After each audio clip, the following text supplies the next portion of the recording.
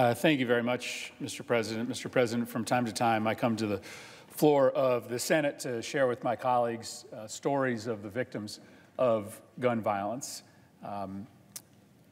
I had hoped that the statistics, which consistently show that this country has a gun violence rate that is 10 to 20 times higher than other similar high-income nations, the data that shows this continuing epidemic of mass slaughter in which we average a mass shooting almost every day would compel my colleagues to action. It hasn't, and so I have tried to come down to the floor as often as I can to try to explain who these people are, the genius that has been lost from this world when lives are cut so short by gun violence that is largely preventable in this country. And today, I come to the floor with an unusually heavy heart because I want to talk about some of the lives that were lost a year ago today at the shooting in Parkland, Florida, at Marjory Stoneman Douglas High School. It was a year ago that I was actually walking to the floor to give a speech on immigration that I learned of another mass shooting. It hits hard for those of us that represent Connecticut because we are still working through the ripples of grief that never ever disappear in a community that is shattered by an episode of catastrophic gun violence, Sandy Hook, Connecticut in our case. 17 students and teachers were gunned down in their classrooms in February of last year at Marjory Stoneman Douglas High School. One of them was Peter Wang. Peter was 15 years old. He was a U.S. Army Junior Reserve Officers Training Corps cadet.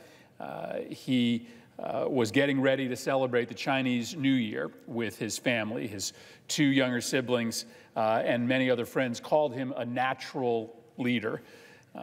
When the shooter entered the high school, Peter had a choice to make. He could run and protect himself, or he could try to help his other fellow students in need. He chose the latter. He chose to hold a door open to help his classmates escape, and he saved other people's lives while losing his own. His classmate Jared Burns says, "For as long as we remember him, he is a hero." He yanked open a door that allowed dozens of classmates, teachers, and staffers to escape, other officials said. His middle school basketball coach said that he was just a joyful person. His sacrifice, according to his coach, quote, just made perfect sense because he was that selfless. Peter was posthumously accepted to the U.S. Military Academy at West Point for his heroic actions on that day. Alex Schachter was a freshman who played the trombone and baritone in the marching band, and he loved to play basketball. He loved music so much that in middle school he took 2 band classes so that he could get ready to join the marching band in high school, which was his dream. His Eagle Regiment marching band actually won the state championship in Tampa. His dad said that he was just a sweetheart of a kid, said that he just wanted to do well to make his parents happy. His dream was to attend the University of Connecticut. He told everybody. He was only a freshman, but he knew where he was going to college. He wanted to come to my state, to Connecticut. He wore a Yukon sweatshirt almost every single day to school. His favorite song was an old one by Chicago, 24 or 6 to 4, which is kind of an odd choice for a 14-year-old, but Yukon's band actually chose to play that song at halftime of one of Yukon's football games, and Yukon admitted Alex posthumously because his dream was to be a Yukon Husky. Hellen Ramsey was full of laughter. She had this infectious smile. She was 17 when she was shot that day. She loved all kinds of music, though she was mostly into K-pop. And she had all sorts of other interests, too. She was interested in human rights and the environment. She joined the school's United Nations Club and the Christian faith-based First Priority Club. She was always looking out for her friends. One friend said, when I was stressed out from my chemistry lab that I thought I was going to fail, she calmed me down, told me that everything was going to be okay. One of her best friends said that she was just one of the kindest people that I have ever met. When the gunman walked into her classroom, she turned to her friend to make sure that her friend was safe and told her to shield herself with books. People described it as a moment of bravery in the face of horror. Another hero that day was Aaron Feist. He was an assistant football coach, and he was a security guard, and he threw himself in front of his kids. That's how he died that day. The football program spokesperson said Aaron died the same way he lived. He put himself second.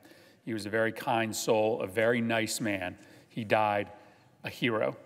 One of his football players who had been going through leukemia treatments remembered that Aaron guided him through those treatments. He'd send me prayers. He'd send me Bible scripts. He'd just do stuff to cheer me up every day. Aaron died protecting the kids at that school. These 4 stories are amongst the 17 people that died at Marjory Stoneman Douglas High School, but 93 people die every day from gun violence. Most of those are suicides.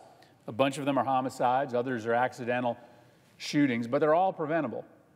They're all preventable. And it's important that as we remember today the mass shooting at Parkland, that even on those days where nobody puts up on cable news a mass shooting, there's still somewhere around 90 people who die every day. And I'll just tell you about one of them. Cory Dodd was 25 years old when he died last month in Baltimore, Maryland. That morning, he told his wife, Marissa, to stay home and rest with their 3-year-old and their 3-week-old while he took the 5-year-old twins to school. After he dropped the twins off at school and pulled up outside their home, he was shot to death. The 3-year-old was inside, and Marissa had to tell her kids that Daddy isn't coming home. She said, I had to tell the kids that Daddy is done. He's not coming back. Their family was planning to move because Cory was looking for work, and wherever he found work, they were going to move. He recently finished a program to earn his commercial driver's license, and things were looking up for Cory and Marissa and their 4 kids. I didn't know Cory, but I know something about his death because I happened to be in Baltimore that day. I happened to be at Cory's kids' school the moment that he was shot. I was inside that school when an announcement came over the loudspeaker that there was a code green. I didn't know what a code green meant. Came to find out a few minutes later, it's what happens inside schools in Baltimore when there's a shooting in the neighborhood. They locked down the school. In our classroom, we pulled down the shades, we turned off the lights, and a few minutes later, the police notified us that the scene was clear, that the school was safe, and the day could go on. But just down the hall from me inside that school, unbeknownst to me, were 2 twins whose father had been shot blocks away from that school. Their life will never be the same. But part of the reason why we care so much about this epidemic is because it's not just the victims. It's also about the people that are left behind. Imagine going to school in an elementary school where you fear for your life when you walk to and from school, where parents of your friends are shot at 10:30 in the morning. It changes your brain, the trauma that these kids go through in a school like that. It makes their little tiny developing brains unable to learn. There's a biological process that actually happens to these kids. That trauma is what Parkland has been going through for the last year. But that trauma is what kids in Baltimore and New Haven and Hartford and Chicago and New Orleans go through every single day. We are ruining millions of children all across this country because of an epidemic that we could choose to solve, that we could choose to do something about. This week, the House of Representatives had a hearing and a meeting to move forward a universal background checks bill that is supported by 97% of Americans. It will pass the House of Representatives with Republican and Democratic support by flying colors. And you know what? The data tells us that the most important thing that we can do to save lives, to cut down on the 93 people who are killed every day, is to pass that universal background checks bill. States that have universal background checks, there's about 30% less gun crime, less gun homicides than in states that don't have those universal background checks. And so as we remember 1 year since the massacre at Parkland, as we strive to understand that this is an epidemic that takes 90 people every day, know that it is within our power to do something about it. We can't eliminate every single gun death. We can't stop every suicide or every homicide. But with common sense legislation that's supported by 90% of Americans, we can make a big difference. And we can send a signal to would-be shooters that are contemplating violence that they should not interpret our silence as quiet endorsement. It's up to us.